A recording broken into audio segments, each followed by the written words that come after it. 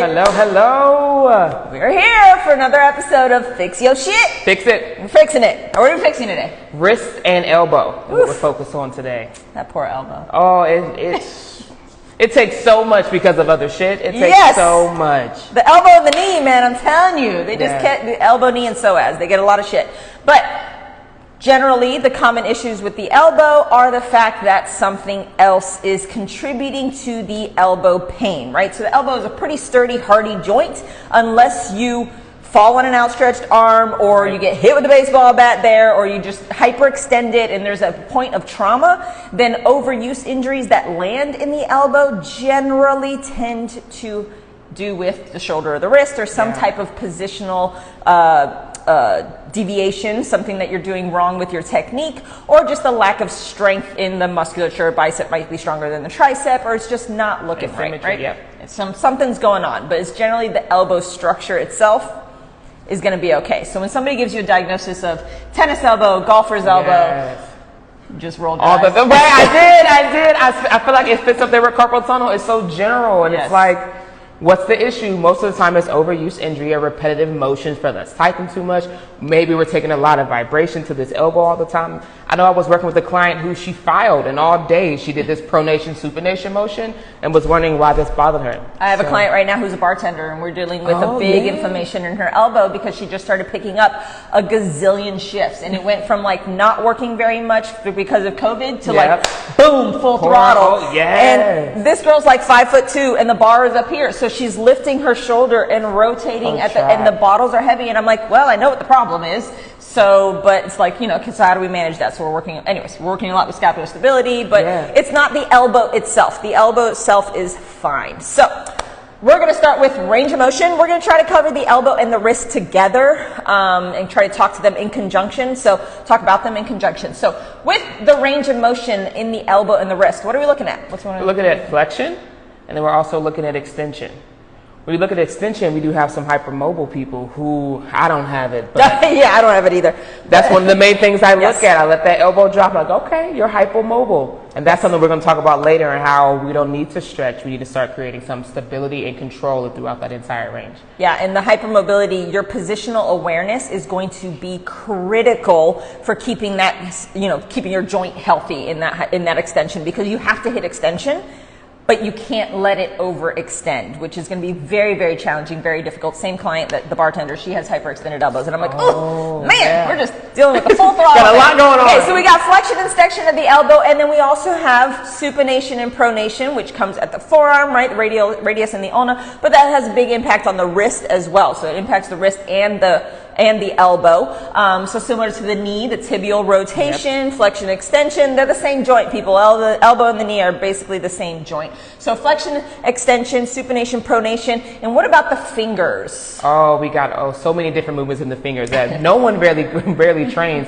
especially with grip strength. So we should have our position. We should be able to bring our fingers to our thumb. We should be able to have grip strength. We should be able to pull we could use resistance bands or something like that. I know they have these little finger things that we can help extend our fingers out to have strength all the way down to the tip of our fingers, because those tendons go through our fingers. So if we keep stretching this out, we got to make sure we get here. Yeah, range of motion is hugely important all the way to the tips, because you have some tendons that stop here, but some tendons that stop right at the fingertip. So if you're stretching your wrist out, but you're leaving the fingers behind, you're missing out on some range of motion that you could be getting. So whenever you're doing range of motion, if you're lacking through the wrist, after you've done your assessment and you're lacking range of motion, then don't forget about the fingertips as well. They're very important, and that opposition is huge. If you end up touching the pads of your finger and you can't get to your fingertips, there's some nerves that you want to deal with there, and there's some strengthening that you want to do. So you should be able to have strong opposition. It's very, very, very important through all the fingers, right? Definitely. Fine motor skills. We got this opposable thumb for a reason. It separates us from the creatures. We need these things. I jammed one time and my life changed. I was like, I can't zip my that's the whole thing. You can get rid of the these are important. Forget this, but we need this. We need the thumb. Okay, so how do we help with range of motion? Oh, yes. So what we're doing with elbow and wrist, we can do wrist cars. So a huge thing I like about wrist cars, but I like adding in something, maybe your phone or something hard that we can place on our forearm to make sure that we're not using our forearm in order to get that range, because we tend to cheat here. So holding something here and moving your wrist through as much motion as we can. So we talked about having extension, moving through, we have some ulnar deviation, some flexion, and then back out. We should be able to rotate our wrist around. So holding something on your wrist and holding something on your forearm and just moving your wrist around can help us improve that range of motion in our wrist. We didn't talk about ulnar and radial deviation. Oh, we didn't? Yes, that's a really good thing to talk about, because I find a lot of deficiency in strength in people collapsing into radial or ulnar deviation, generally radial deviation. They'll collapse in when using dumbbells or barbells instead of pushing back up and locking into a more neutral position. So allowing the weight to just compress and shove down your wrist, not a good thing. Always push back up on that. We'll talk about that with positioning. Yeah. But yeah, radial and ulnar deviation, it's a natural movement. We should have it, and we want to make sure that it's not a weak range. Yeah. Okay, so range of motion, yes, definitely flexion extension. You can work on those also, flexion extension and working on that extension mechanism. If you are lacking and you have a hard time opening up that elbow, eccentrics are going to be really good for you. So we're going to cover that in some of the stability and strength. All right, so make sure that you have all those range. Assessment is key. Assess, right? Because if you are hypermobile, you might feel tight, but you're weak, right? So make sure that you do the assessment first. All right, stability. Let's talk about that hypermobility. What's something that we can do in order to really work on that positioning? Single arm plank? Yep, single arm plank. All right. I'll do it. You can show it, right? Okay. So, here, you can talk. All right. So this position is really good, making sure that we're engaging the core, feeling it through our entire body. What's super important is the position of her wrist. She's not leaning back, she's not leaning forward, so we're having any type of restriction or pinching here, but she's gripping the floor. What I really like is about how we're gripping similar we do with our feet, and we turn, internally rotate and grip that floor to rotate out our tibia or our knee. We're doing the same thing with our hand, locking that in, and we're feeling that engagement all the way up to our shoulder blade.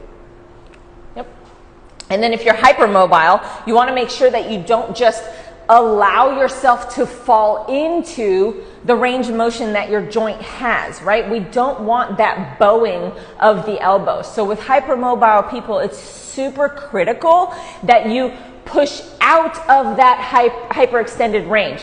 Hard for me to demonstrate because I don't have it, but you'll know, you get this bowing, this hyperextended position. If you see yourself resting there, come back a little bit, engage your musculature, and then just go ahead and stare at your elbow. Be like, okay, this is where I need to be. Start owning that position, because that's going to help you in your overhead presses, in pull-ups, in obviously plank positions or push-up positions. You don't want to fall onto that overextended elbow with enough pressure, with enough load over time. That will be problematic. Right. Yep. Exactly. So single arm plank is great. And also for the wrist, you can do it on a dumbbell to help stabilize and start engaging a little bit more of that musculature. So obviously that flat wrist position, if you have pain there, this is a great option for push-ups and anything in order to alleviate that pressure. But this is also a good way to start developing some grip strength, because you can hold on to it and now you can stabilize by pushing into that dumbbell. So just a couple of options for you there. I love adding dumbbells in, especially the push-ups and things like that. And we notice that we don't have that proper functional placement of their wrist, and it's causing pain. We don't necessarily need to stop. Maybe we need to modify and do some lengthening, some stabilization before we go back to that movement. Yep. I love it. All right. What else? What is next? So let's talk about bottoms up kettlebells. So if there's any movement exercise that I'm doing that involves a kettlebell and I can hold it up, I'm all for it. Holding up that kettlebell not only helps with our grip strength, but it also causes us to be able to have a stable position in our wrist. If we tend to float one way into wrist flexion, I can't even do it. That's going to lead to a lot of pain here or compressing on our nerves. Think about the carpal tunnel that you heard of so much. All it is compression in the front of our arm. So if we're holding weights like this, we're compressing down. Maybe, like we talked about hypermobility, maybe we're letting it go back and we're not holding it stable. So this is a way that we can check grip strength along with wrist stability all the way up to our shoulder. I like this a lot because we're engaging that entire arm. Yeah.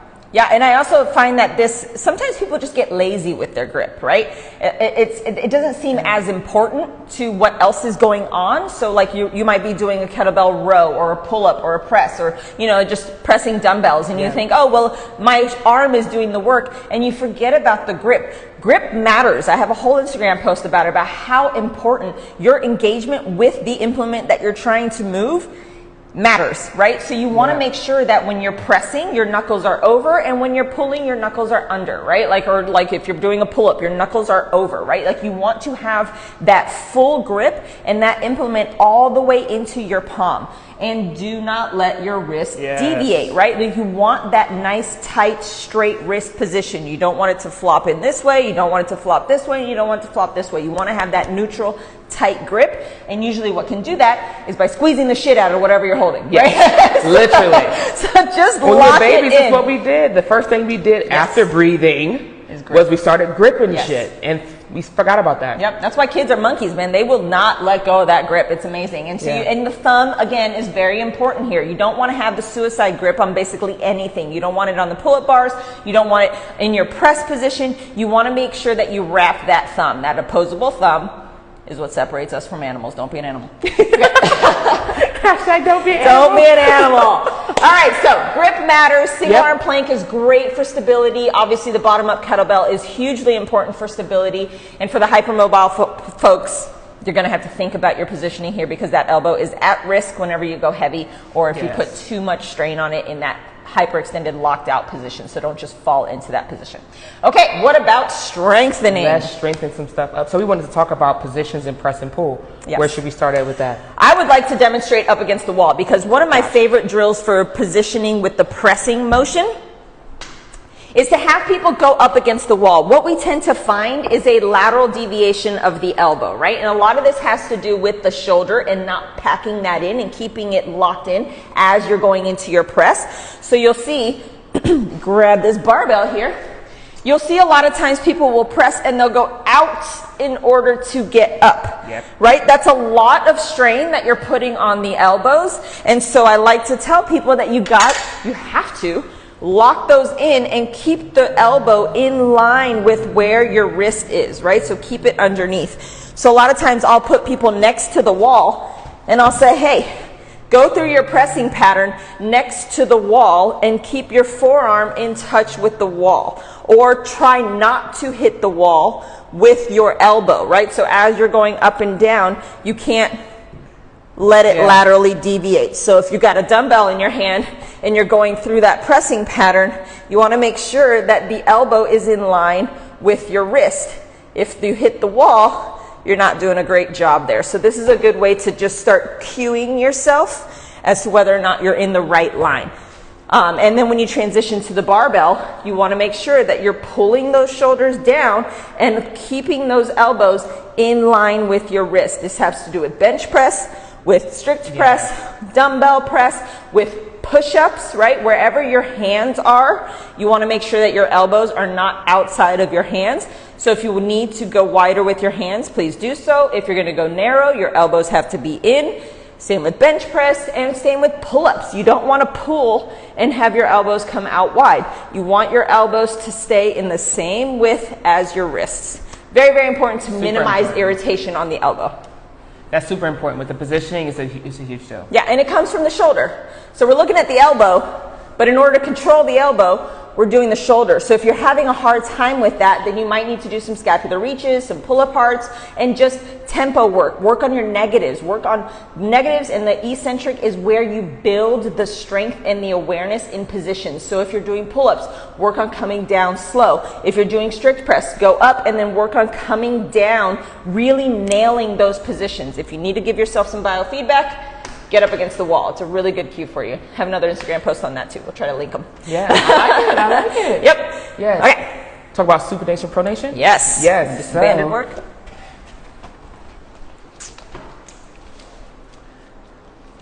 You want me to explain it? You want to do it?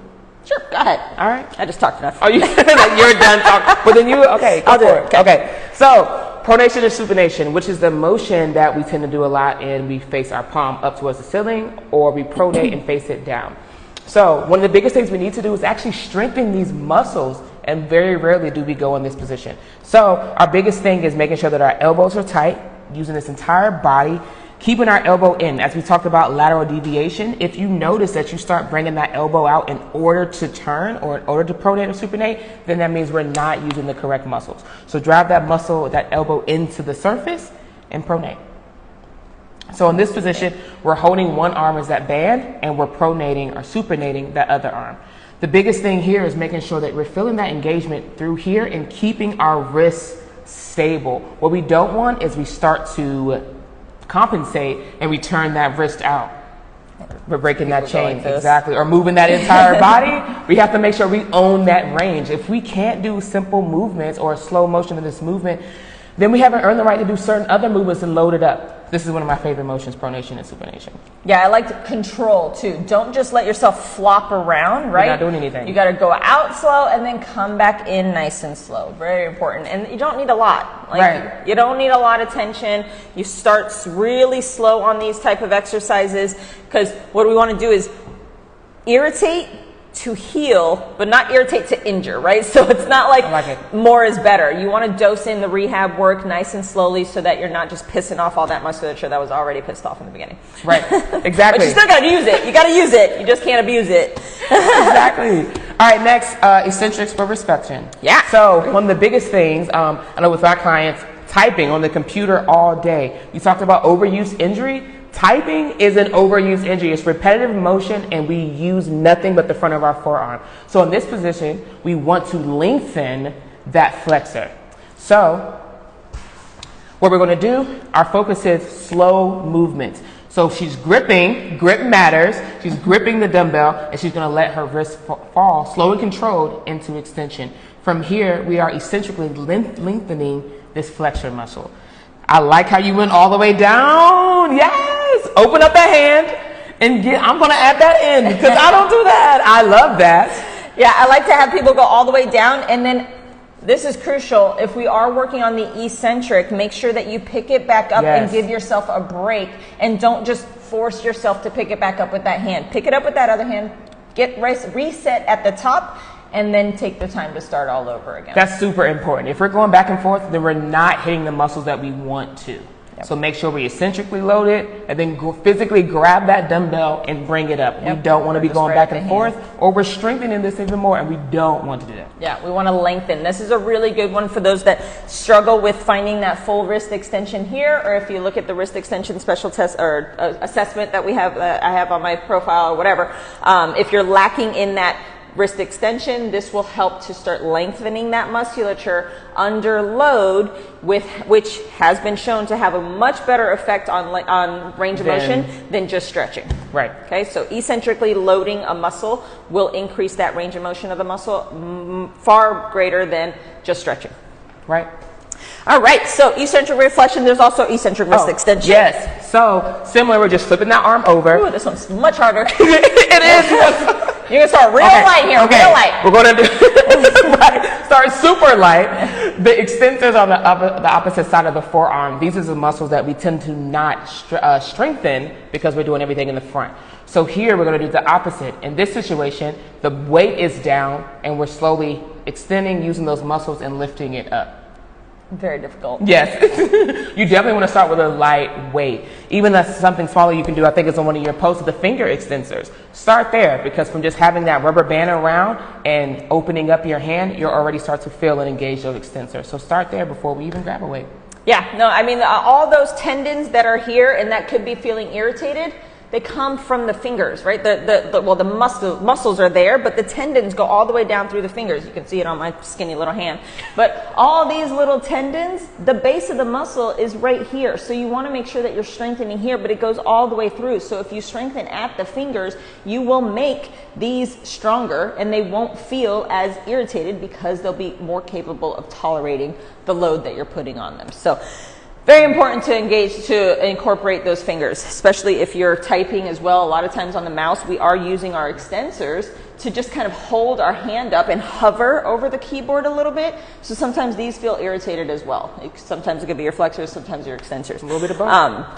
Another thing that we didn't have it on the board, but I do want to talk about is eccentrically loading the bicep as well. So if you are lacking in the range of motion, I know we talked about it a little bit, but a good exercise for you to do is, again, to brace the upper arm now, and then eccentrically load that bicep to where you get to a little bit of lengthening, and then you'll open up that elbow, again, pull it back up, and then slowly come back down. Now, this is if you're lacking in range of motion in the elbow, not if you're hypermobile. Right. Okay, if you're hypermobile, you're going to be working on that single arm plank. We do not need to increase range there. Maybe you need to do some more bicep curls, but you need to just do regular old curls and get all strong there, right? We don't need to increase the range of motion in your elbow because you already got plenty.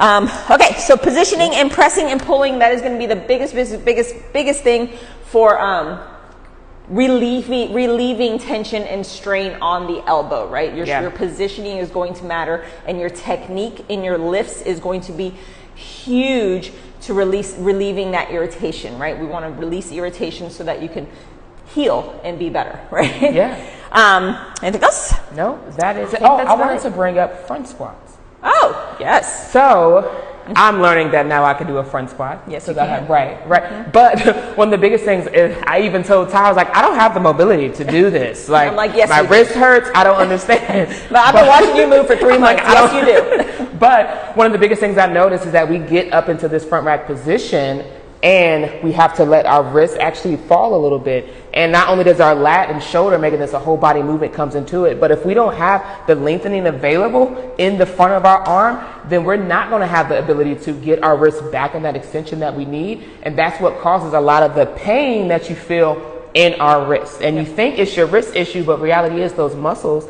that attach from your elbow don't have the ability to allow you to be in this position. So you force it and we end up having more pain here. So this is a couple of things that you can do as well before you get into that front rack position. That's going to help tremendously.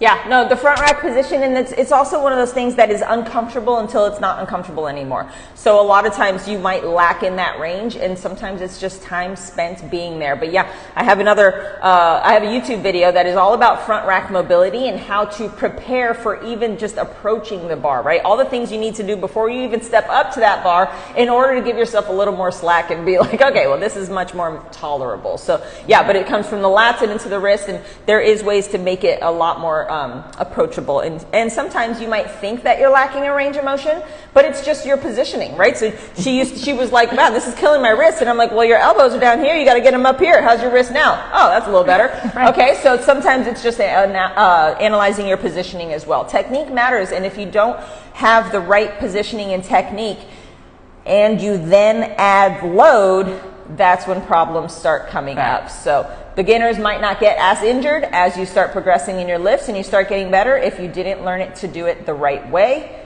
you are going to be exposing yourself to injury, and those type of overuse symptoms come by later, right? Definitely. So that you just start building on them. So just make sure that you get a full assessment and that you get somebody watching your movement pattern. Make sure that you're doing it right from the jump, okay? Or videotape it and shoot it over. Yeah. Because we would love to look at your technique and your positioning. Absolutely. I live off that shit. Yes. She lives for it. I do. I don't know if we had questions, comments. I like to analyze all that stuff. I waved at them. Okay. So yeah, we did have a couple questions. You had a question on numbness and tingling? Oh yes, numbness and tingling.